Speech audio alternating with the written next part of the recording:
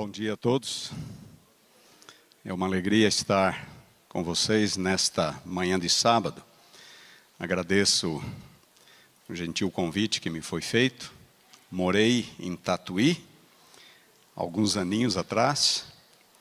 Me casei no ano em que morava aqui e tenho boas recordações desta cidade, deste lugar. E tenho ainda muitos amigos por aqui. Uma alegria estar com vocês. Gostaria de convidá-los a abrirmos a Bíblia no Evangelho de Mateus, capítulo 5.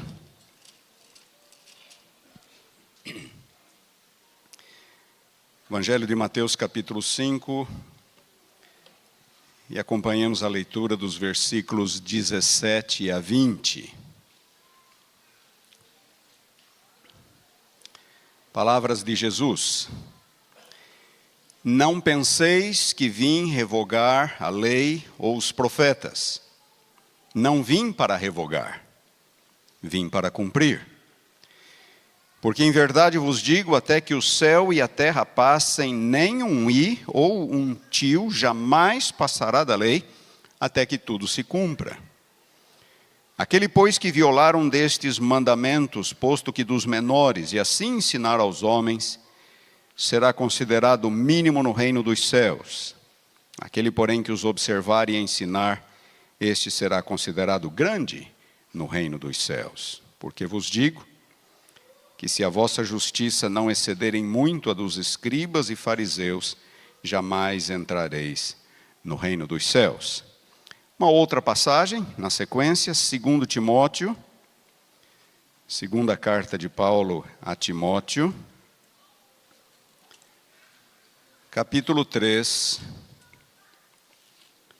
versículos 14 a 17. 2 Timóteo 3, 14 a 17. Paulo agora falando a seu auxiliar. Tu, porém, permanece naquilo que aprendeste, e de que foste inteirado, sabendo de quem o aprendeste, e que desde a infância sabes as sagradas letras que podem tornar-te sábio para a salvação pela fé em Cristo Jesus. Toda a Escritura é inspirada por Deus e útil para o ensino, para a repreensão, para a correção, para a educação na justiça, a fim de que o homem de Deus seja perfeito e perfeitamente habilitado para toda boa obra. Vamos orar?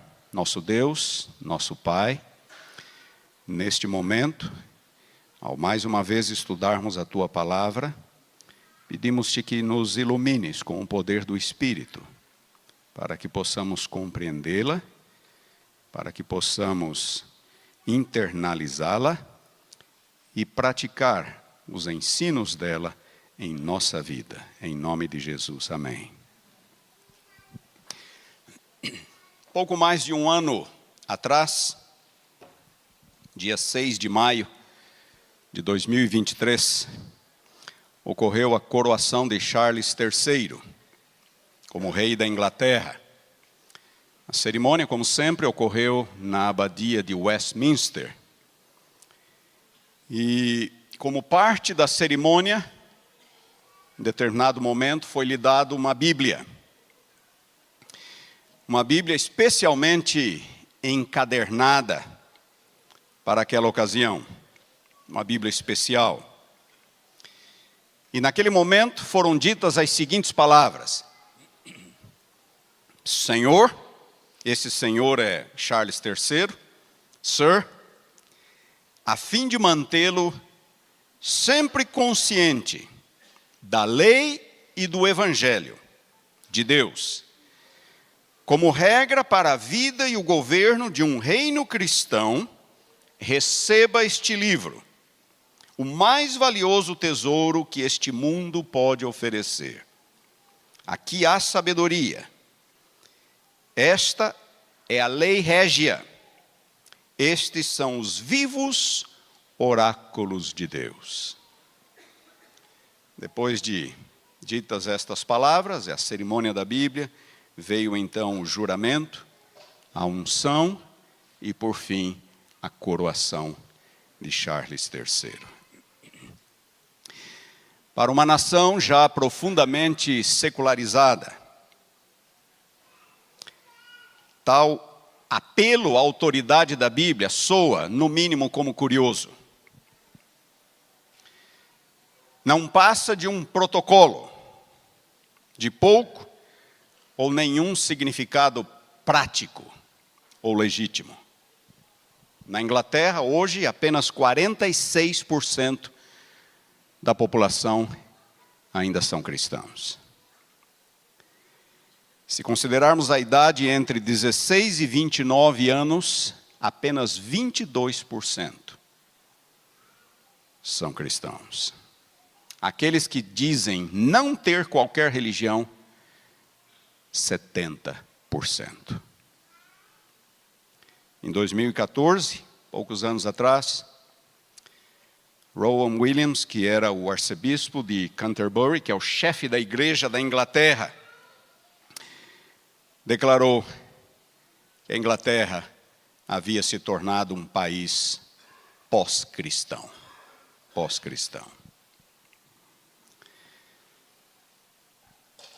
Mas isto não ocorre apenas com a Inglaterra. Um fenômeno verificado em todo o mundo ocidental. A Europa, berço do cristianismo ocidental, também não pode mais ser considerada como cristã. A primeira das nossas crenças fundamentais, todos nós que estamos familiarizados com nisto cremos, é exatamente sobre a Bíblia, e começa dizendo assim: esta é a declaração de fé. As Escrituras Sagradas, o Antigo e o Novo Testamento, são a palavra de Deus escrita, dada por inspiração divina. Os autores inspirados falaram e escreveram ao serem movidos pelo Espírito Santo. Nesta palavra, Deus transmitiu à humanidade o conhecimento necessário para a salvação. As Escrituras Sagradas são infalível, suprema e autoritativa revelação da sua vontade.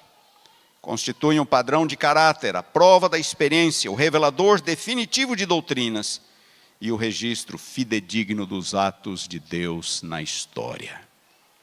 Isto é o que diz a nossa crença. A pergunta é: quantos de nós, quantos de nossos membros, especialmente os mais jovens, ainda reconhecem a legitimidade desta declaração de fé? Quantos? A Bíblia, como nossa única regra de fé e prática, quantos ainda a reconhecem? Desde os séculos 18 e 19, com a ascensão do liberalismo teológico, rompeu-se, em muitos segmentos do cristianismo ocidental, houve uma ruptura com a autoridade da Bíblia. E essa autoridade foi transferida para o ser humano, para a razão humana. Só é verdade aquilo que eu posso entender ou explicar por meio da razão.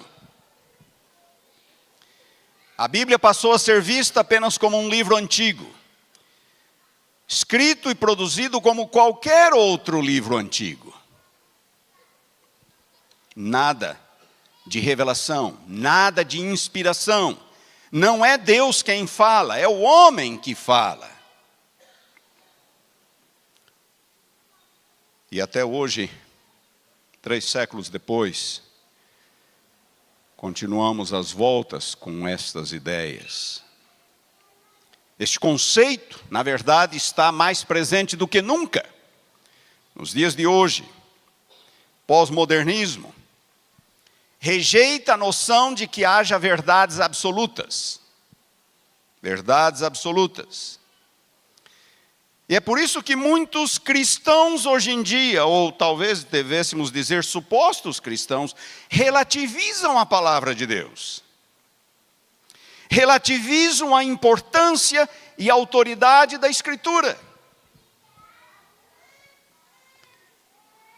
Estamos às voltas aí com um novo grupo, uma nova ênfase, os chamados cristãos progressistas, defendendo a ideia de que partes da Bíblia não são inspiradas. Partes da Bíblia são mais autoritativas que outras, ou menos autoritativas.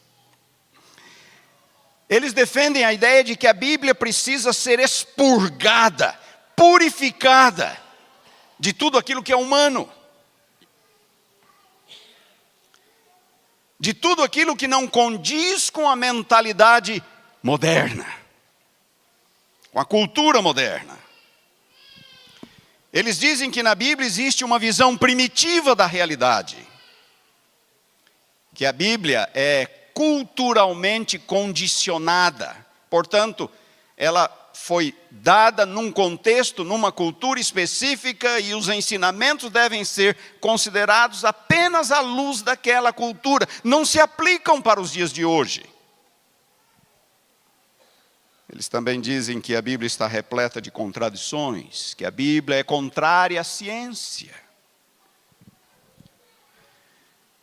Os jovens estão sendo particularmente bombardeados com essas ideias nas mídias sociais, todos os dias, toda hora. O assunto é muito amplo para o tempo que eu tenho, mas eu vou tentar resumi-lo em 3 partes. Primeira parte, o que Jesus cria a respeito da Escritura. Segunda parte, o que os apóstolos criam. E em terceiro lugar, o que nós devemos crer, ou deveríamos crer, com respeito à Escritura. Primeira parte, o que Jesus cria. A passagem de Mateus que lemos foi um ponto de partida. O Sermão da Montanha, Mateus capítulo 5. Ali nós encontramos uma declaração explícita de Jesus acerca de como ele compreendia as Escrituras Sagradas. Não penseis que vim destruir, não vim abolir, eu vim para cumprir.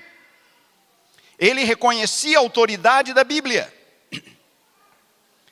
Elas são absolutamente confiáveis e autoritativos nos mínimos detalhes. Nem um i, nem um tio jamais passará da lei.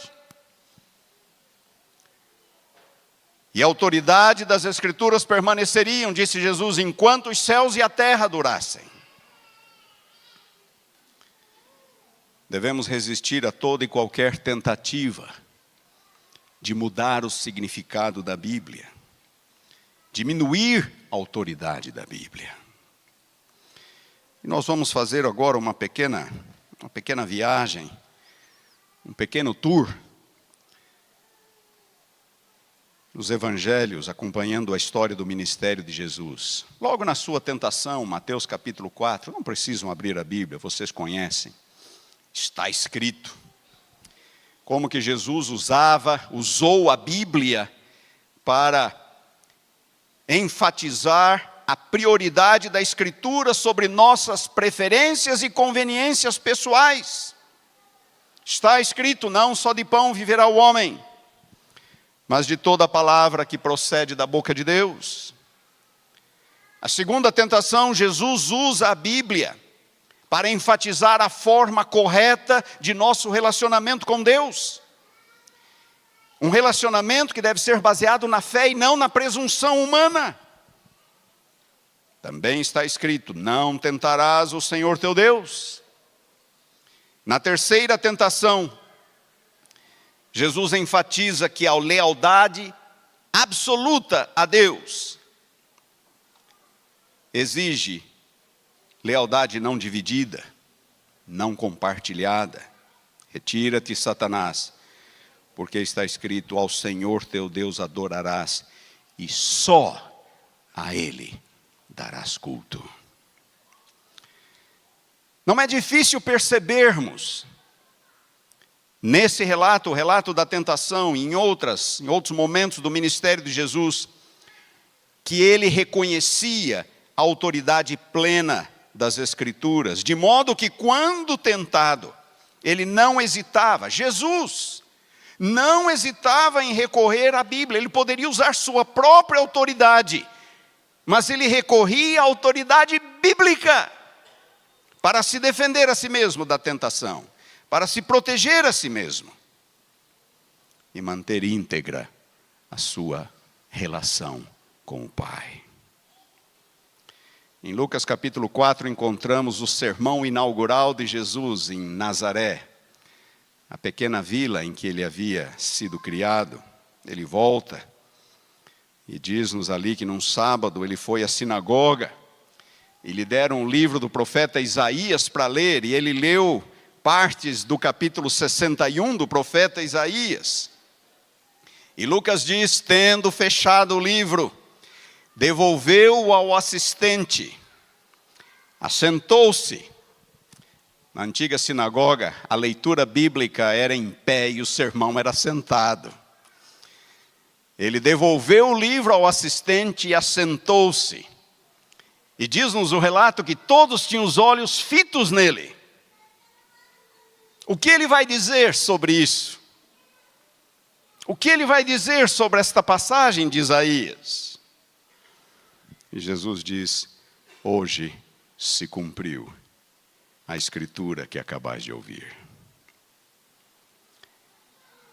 E assim foi durante todo o ministério de Jesus. Ele pautava o seu ministério por aquilo que os profetas haviam dito, por aquilo que Moisés e os profetas. Hoje se cumpriu a escritura. No cenáculo, a véspera da sua morte, Mateus 26, João 14 a 17, Jesus está ali num diálogo interessante com os discípulos e, de repente, eles perguntam para ele, mas para onde é que tu vais? O que é que vai acontecer? Jesus responde, o Filho do Homem vai como está escrito a seu respeito. Jesus usava as Escrituras para explicar a divina providência em sua própria vida. A Escritura diz assim, e é assim que eu vou fazer. Minha vida é o cumprimento daquilo que Moisés e os profetas disseram. Todos nós nos lembramos de Lucas 24, aquela pequena jornada de Jesus para Emaús, depois da sua ressurreição. Ao entardecer do domingo, e ali estavam dois discípulos caminhando, cabeça baixa, Cleopas, ou Cleopas, dependendo da forma como nós acentuamos a palavra, e mais um, interessante, eu fico me perguntando, Cleopas e mais um, coloque-se no lugar desse outro, né, do mais um, você não tem nem nome na história, você é apenas mais um. Um dia eu vou querer encontrar esse outro discípulo e perguntar, escuta, quem é você? Qual é o seu nome? Você deve ter um nome. Mas é assim que Lucas registrou, Cleopas e mais um. Jesus os alcançou e Jesus começou aquele diálogo, por que vocês estão tristes, cabisbaixos? E nós conhecemos a história. Uma dura repreensão. Uma dura repreensão. Ó nécios e tardos de coração para crer. Vocês se lembram da palavra que vem ali em seguida? Para crer o quê? Tudo. Para crer tudo o que os profetas disseram. E Jesus explica, convinha que o Cristo morresse e entrasse na sua glória. E em seguida, como eu gostaria de estar ali naquele momento, começando por Moisés, discorrendo por todos os profetas, expunha-lhes o que a seu respeito constava em todas as Escrituras. Naquele momento, o que Jesus deve ter falado? Deve ter falado de Gênesis 3,15.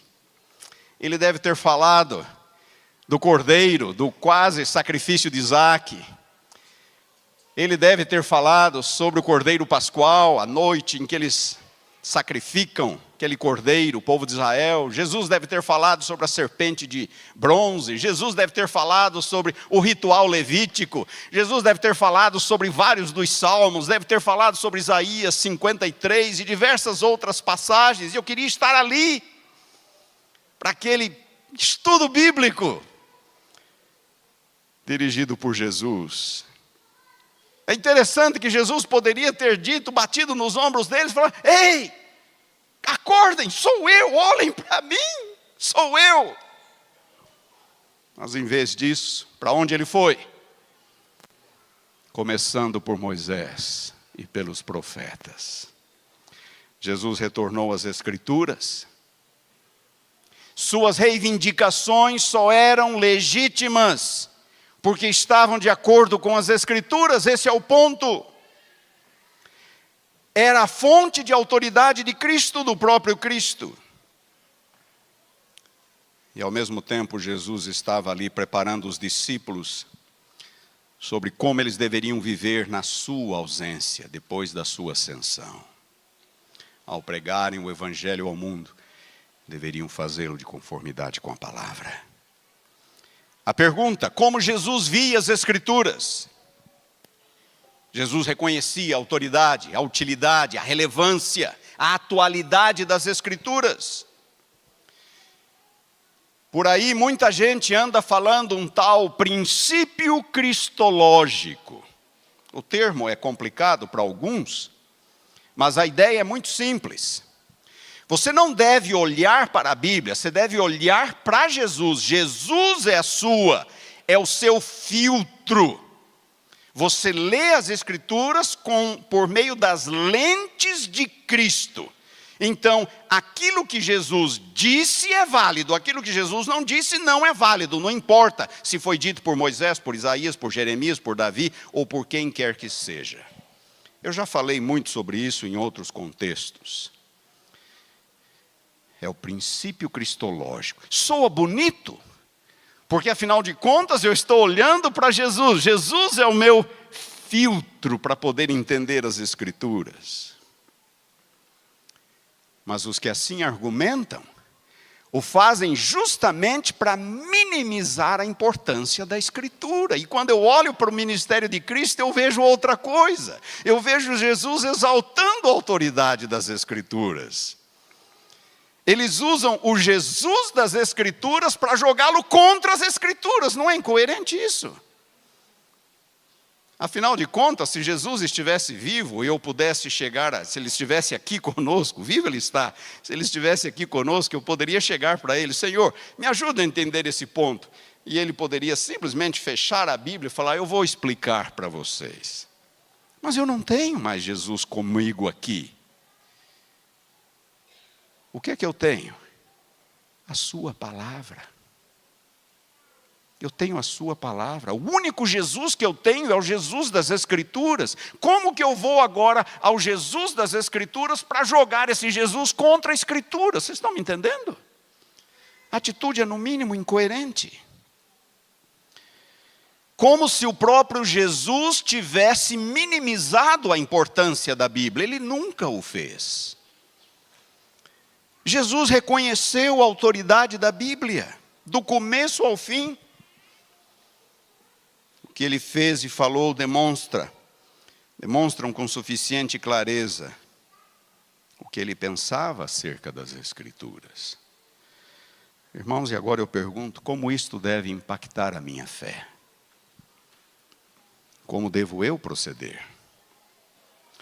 O segundo ponto do sermão é sobre os apóstolos. O que os apóstolos criam acerca da Escritura. E nós começamos por aquela passagem de Paulo a Timóteo, em sua segunda epístola a Timóteo. Toda a Escritura é o quê? Inspirada por Deus, divinamente inspirada. 2 Timóteo 3,16.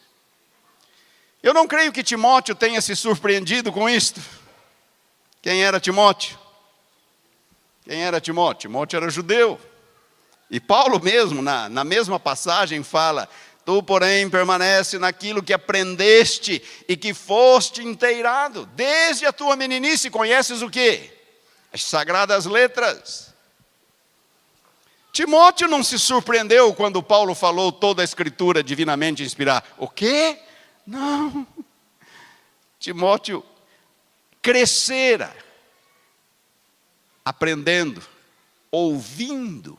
Na sinagoga a palavra era lida, estudando a Escritura. Paulo não estava dizendo nada de novo ao seu filho na fé. Timóteo conhecia a Escritura. Mas naquele momento, lembrem-se, a carta é 2 Timóteo, a última carta de Paulo. Pouco tempo depois de haver escrito esta carta, não sabemos quanto, talvez algumas semanas, Paulo seria executado. Paulo estava preso no seu aprisionamento final em Roma, seu segundo aprisionamento em Roma. Timóteo não mais teria o seu mentor consigo. Ao ele, Timóteo, enfrentar os desafios do ministério, Paulo relembra-lhe da única fonte de inspiração e conhecimento espiritual. Paulo estaria ausente após a sua execução. A única coisa que restaria era a palavra. E Paulo faz questão de destacar toda a palavra, toda a Escritura divinamente inspirada. E numa outra passagem ele insta para que Timóteo pregue a palavra. Insta, quer seja oportuno, quer não, corrige, repreende, exorta, com toda longanimidade e doutrina. 2 Timóteo 4:2. Este era o segredo para que Timóteo cumprisse cabalmente o seu ministério, na ausência de Paulo, pregando a palavra. Se Timóteo perdesse a confiança na mensagem e no poder da Escritura, o que restaria? O que restaria? Na verdade, queridos, não precisamos ser especialistas ou teólogos para perceber as alegações que os apóstolos fazem a respeito da origem e da autoridade da Bíblia. Olhemos para os escritos de Paulo, nesta passagem e várias outras. Olhemos para os escritos de Pedro, João, Lucas e assim por diante. Desprezar a autoridade da Bíblia é desprezar o próprio fundamento sobre o qual o cristianismo está edificado. Alguns podem dizer, mas não é Cristo o fundamento do cristianismo? Sim, é Cristo. Mas qual Cristo? É o Cristo que está aqui na Escritura. Este é o único Cristo que nós temos hoje aqui conosco. É o Cristo, como apresentado na Escritura.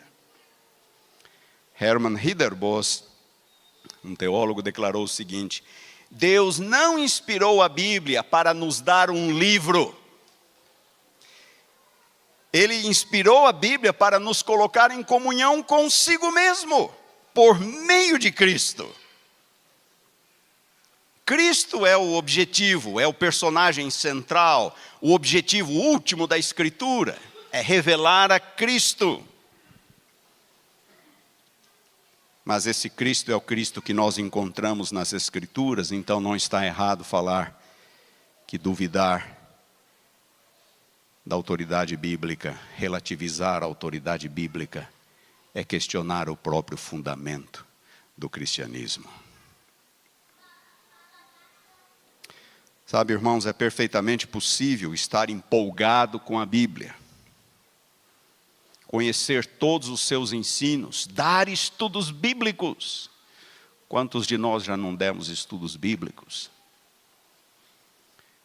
Quantas pessoas não trouxemos para a igreja, para a fé? Quantos de nós não faz isso assiduamente? Sabem, é muito possível, ou é perfeitamente possível, estar empolgado com a Bíblia, falar da Bíblia, ensinar a Bíblia, conhecer tudo o que a Bíblia diz, mas perder a essência, que é Cristo. E o propósito da sua vinda ao mundo. O Evangelho é Cristo, o Evangelho não é motivacional para que você se ajude, para que você se sinta bem. O Evangelho não é terapêutico, uma mensagem que inspira e nos conduz a realizações maiores. O Evangelho é o poder de Deus para a salvação de todo aquele que crê, por meio de Cristo. Poder de Deus para a salvação por meio de Cristo, conforme revelado nas páginas sagradas. Você acredita no poder do Evangelho? E eu estou falando especialmente agora aos mais jovens. Você acredita no poder do Evangelho? Você acredita que o Evangelho é revelado nas páginas das Escrituras Sagradas? Você acredita na prioridade das Escrituras para nos ensinar e nos trazer de volta para Deus? Se você ainda tiver alguma dúvida quanto a isto, se achar que não é bem assim, que isso aqui deve ser relativizado, não, você tem que entender direito, não é assim. Então você está questionando o próprio fundamento do cristianismo. Você precisa rever sua fé, pedir perdão e começar a estudar as Escrituras por si mesmo. Esqueça o que essas pessoas querendo likes estão dizendo só para ter likes. Ore a Deus, dobre os seus joelhos, se debruce sobre a Bíblia e diga: Senhor, me ensina o que tu queres que eu conheça, que eu saiba, que eu aprenda, que eu pratique. Não há outro caminho. Paulo diz: a fé vem pelo ouvir, e o ouvir o quê? Palavra de Deus. A maioria das pessoas não podiam ler e escrever nos dias de Paulo. Elas apenas vinham às sinagogas, e nas sinagogas, como eu lhes falei, chegava o momento da leitura da palavra, alguém se levantava e lia. Então é nesse contexto que Paulo está falando: a fé vem pelo ouvir. Preste atenção quando a palavra é lida. É assim que a sua fé é desenvolvida. Não somos nós que escolhemos o que ler e o que ouvir. Prestem atenção, não somos nós que escolhemos o que ler e o que ouvir. Agostinho, no 5º século, declarou o seguinte: quando você seleciona o que crer e crê apenas naquilo que você gosta, você não crê na Bíblia, você crê em si mesmo. Quando você seleciona, não, eu gosto disso, não gosto disso, então você não está crendo na Bíblia, você está crendo em si mesmo. Você é o critério, você é o padrão. Também não somos nós que deveríamos dizer a Deus como Ele deveria ter dado sua palavra. A palavra é de Deus, não é nossa.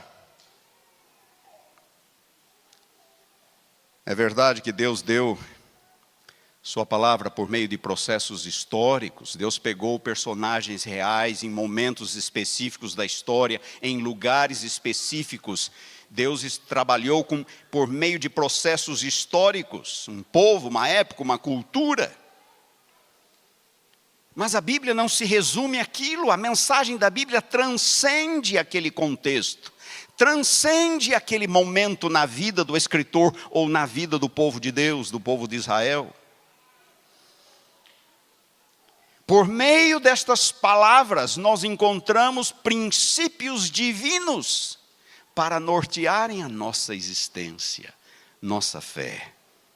É por isso que a Bíblia é a palavra de Deus. Ela não apenas contém, ela é, porque tudo que está aqui com um propósito divino. Divino. Mas não há dificuldades na Bíblia? Sim, há uma série de dificuldades na Bíblia. E estas dificuldades se devem ao fato de que, em parte pelo menos, de que Deus usou seres humanos limitados, falhos, mas é Deus quem fala por meio destes agentes, da instrumentalidade humana. E é por isso que Paulo insiste a Timóteo para que ele permanecesse firme naquilo em que ele havia aprendido, naquilo que ele havia sido inteirado, porque toda a Escritura, diz Paulo, é inspirada por Deus. Ela é útil para o ensino, para a repreensão, para a correção, para a educação na justiça, para nos tornar perfeitos e perfeitamente habilitados para toda boa obra, diz Paulo. Pensemos um pouco em Timóteo. Era o ano 67 da nossa era. Paulo, como eu lhes disse, seria executado em breve. Vários dos apóstolos já haviam morrido. Timóteo estava ali, na divisa, na fronteira, entre a geração apostólica e a geração pós-apostólica. Ele representava uma transição. Primeira parte da vida dele, ele ainda estava com Paulo. Depois ele estaria sozinho. Dali em diante, Timóteo não teria mais o seu tutor, o seu pai na fé ao lado. Só havia uma forma de a igreja permanecer. Só havia uma forma de a igreja evitar a extinção na ausência dos apóstolos. E esta forma é por meio da palavra que os apóstolos deixaram por inspiração divina. O mesmo desafio se nos apresenta hoje, e ainda mais fortemente que nos dias dos apóstolos, nos dias de Timóteo. Jesus não está mais presente, os apóstolos não estão mais presentes. O que é que temos? Temos o legado deles, as Escrituras. E o meu terceiro e último ponto, portanto, o que nós deveríamos crer a respeito da Escritura. Alguns dizem, nós não estamos mais no primeiro século. A mentalidade mudou, o mundo mudou. Os problemas e os desafios humanos mudaram. A Bíblia não satisfaz mais plenamente. Temos uma nova realidade. Não faz muito, um pregador evangélico bastante popular nas mídias sociais aqui no Brasil, declarou que a Bíblia precisava ser atualizada. Alguns se lembram desse contexto. A Bíblia precisa ser atualizada. O ponto dele, na verdade, era o homossexualismo. Ele defendia o homossexualismo, como a Bíblia condena o homossexualismo, ele diz que a Bíblia precisa ser atualizada. Mas ele fez algo ainda mais sutil, o argumento dele foi ainda mais sutil. Ele usou a questão da escravidão. Ele diz, estão vendo? No Novo Testamento, o Novo Testamento endossa a escravidão. É esse o Novo Testamento que vocês vão seguir com relação à nossa ética sexual? Vocês entenderam a tática dele?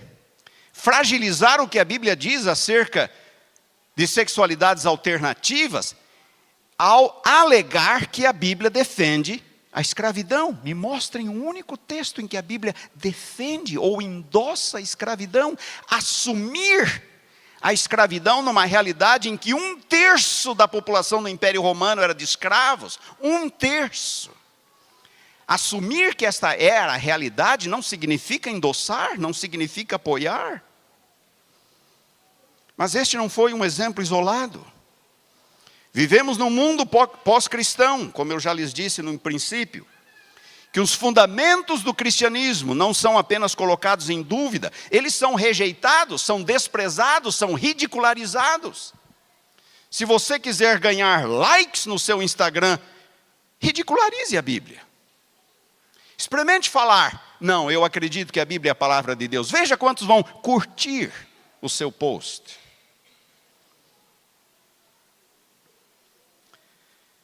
Vivemos numa sociedade pós-cristã. O cristianismo está em declínio.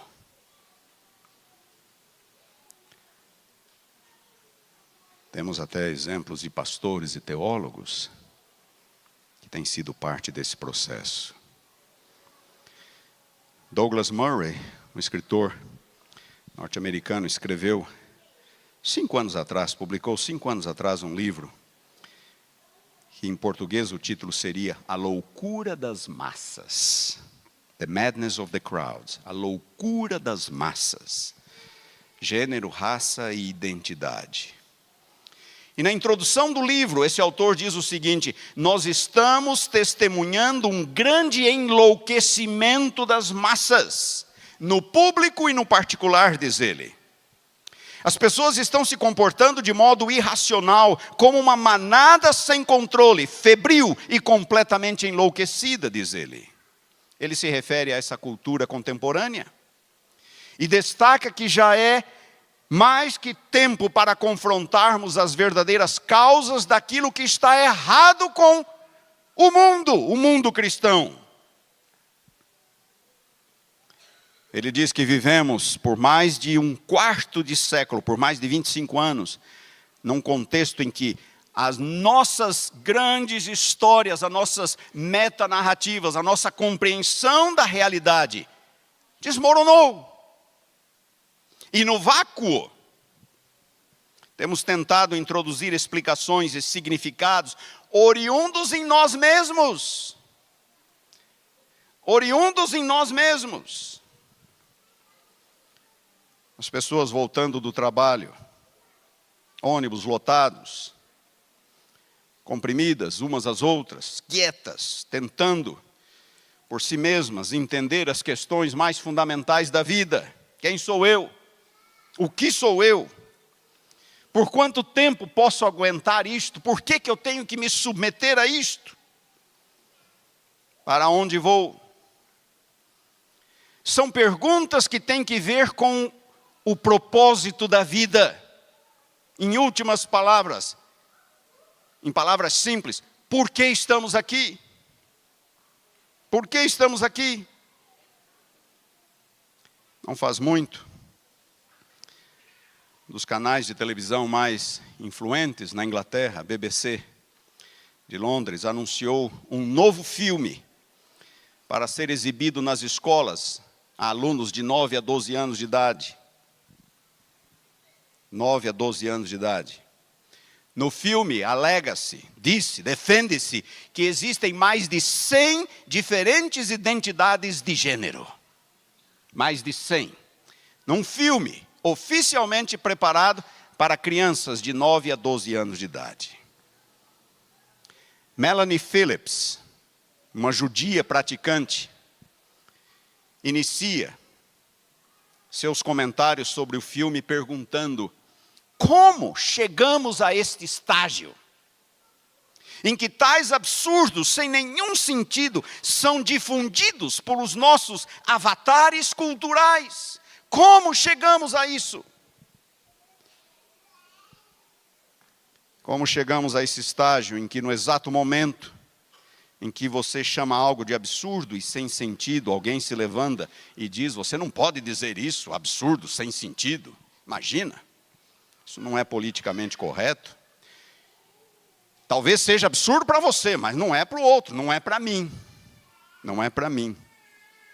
Esse discurso é homofobia, discurso de ódio, pare com isso. Não há mais parâmetros. Não há mais padrões. Mas por que essa Melanie Phillips se refere a isso como algo, como um absurdo e sem sentido? Por quê? Simplesmente, você se lembra do que eu falei? Ela era uma judia praticante. Simplesmente porque ela lê o Antigo Testamento. Simplesmente por isso. Ela compreende que Deus existe. Ela compreende que Deus é o Criador e que há um propósito na vida humana. Mas isso parece não importar mais.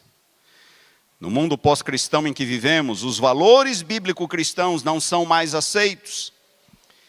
E aí nós somos deixados a substituí-los por qualquer coisa, mesmo que seja ridiculamente absurda e sem sentido. Se eu deixo um parâmetro, eu sou deixado, então, o que me sobra é o vácuo, é o vazio. E eu vou preencher esse vazio da forma como eu bem entender. Não há parâmetros. Não importa quão irracional, quão ilógico seja. Mesmo que contrarie os mais básicos princípios da biologia, da lógica, da experiência humana. A história do pecado, da graça, da necessidade de arrependimento. Quantas pessoas ainda acreditam nisso? E dentro da igreja, quantas pessoas não minimizam e até rejeitam estas verdades? E o que é que nós temos no lugar? Nós temos no lugar um cristianismo, uma fé, um evangelho que é, na verdade, centrado no homem, não mais em Cristo. É um evangelho humanístico. Para muitos, Jesus não passa de um grande mestre moral. E a seção mais importante da Bíblia é o Sermão da Montanha. Sim, o Sermão da Montanha é importante. Ocupa quase 3 capítulos, Mateus 5, 6 e 7.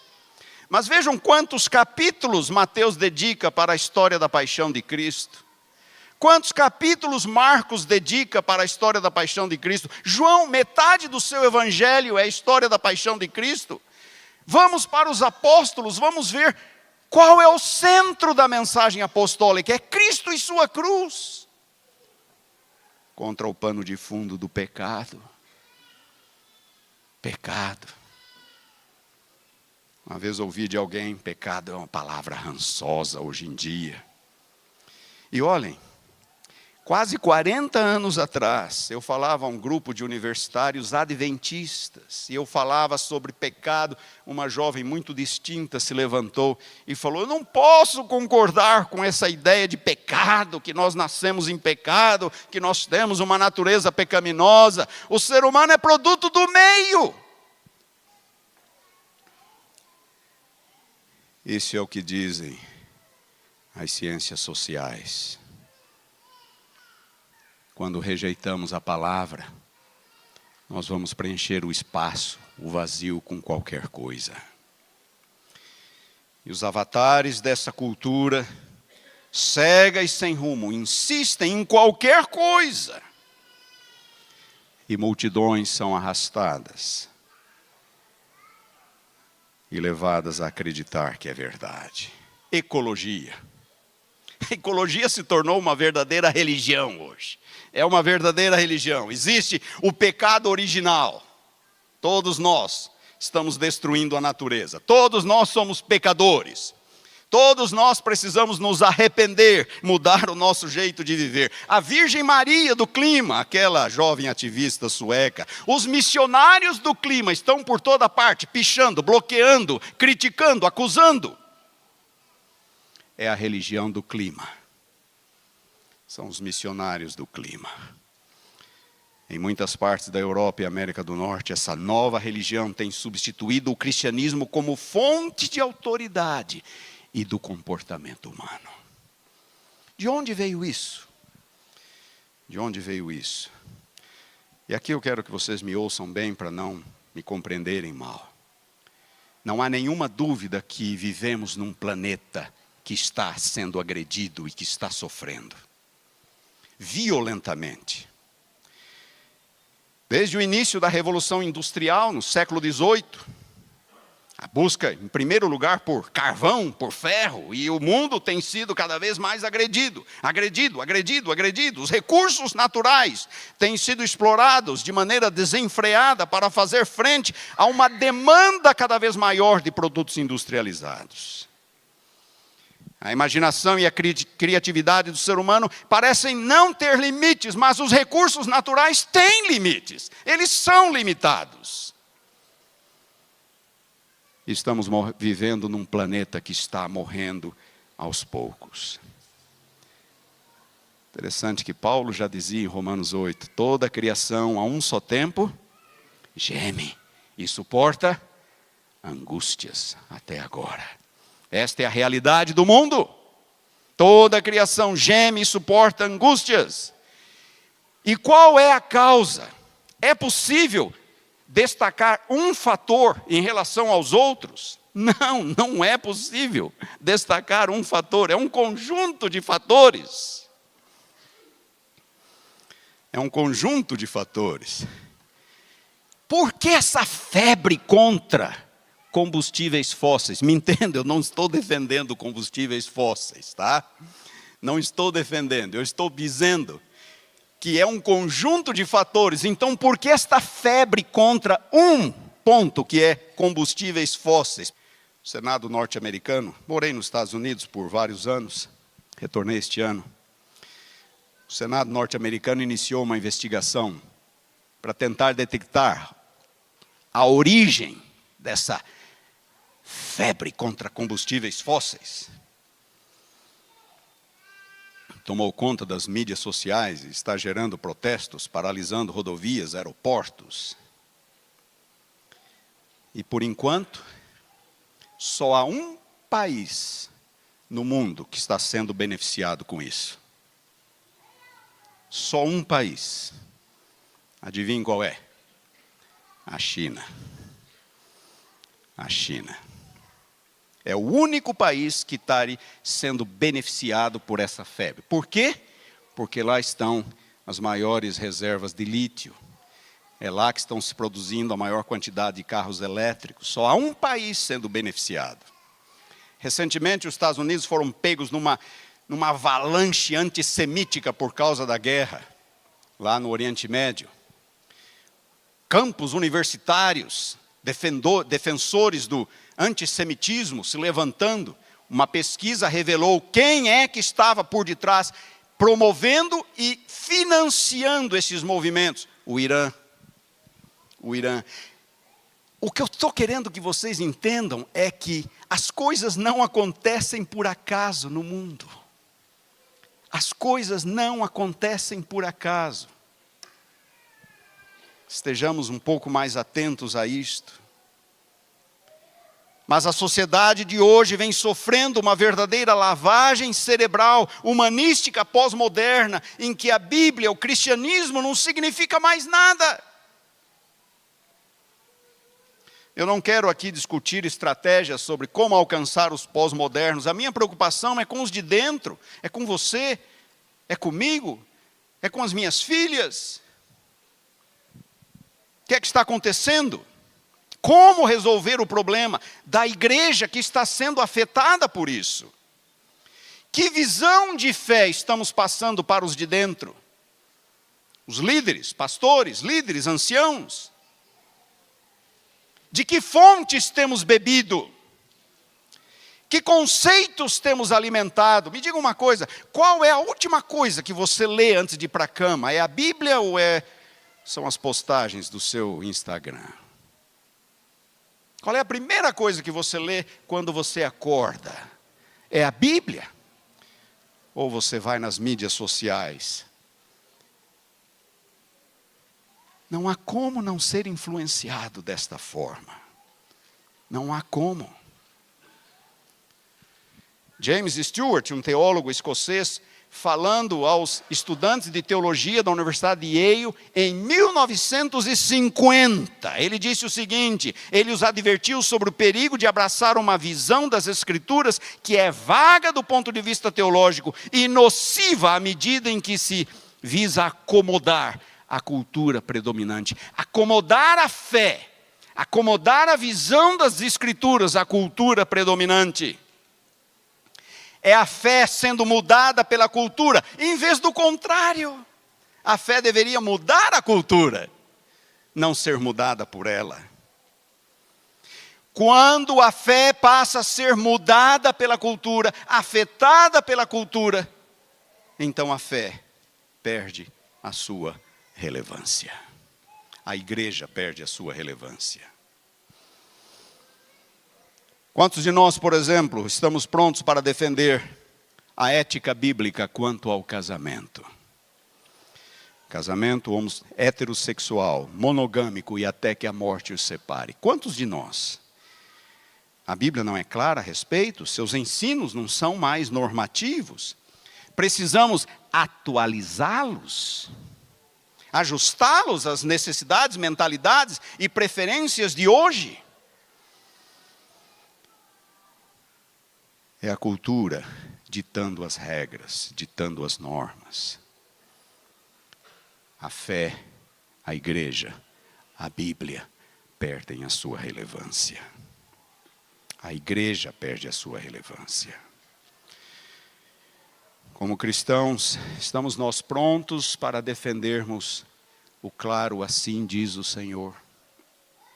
Estamos nós praticando o assim diz o Senhor em nossa vida. Sabe, nós não precisamos criar guerras desnecessárias, levantarmos cartazes em praça pública, sairmos com a Bíblia em praça pública e dizer, vocês estão errados, vocês vão queimar no fogo do inferno. Não precisamos criar situações desnecessárias, ser duros, ser inconsequentes. Paulo fala em Efésios 4,15, dizer a verdade em amor.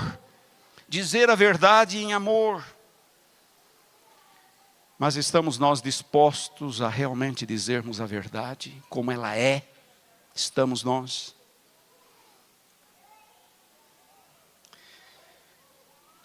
Tudo se reduz a um ponto: a autoridade e a prioridade das Escrituras.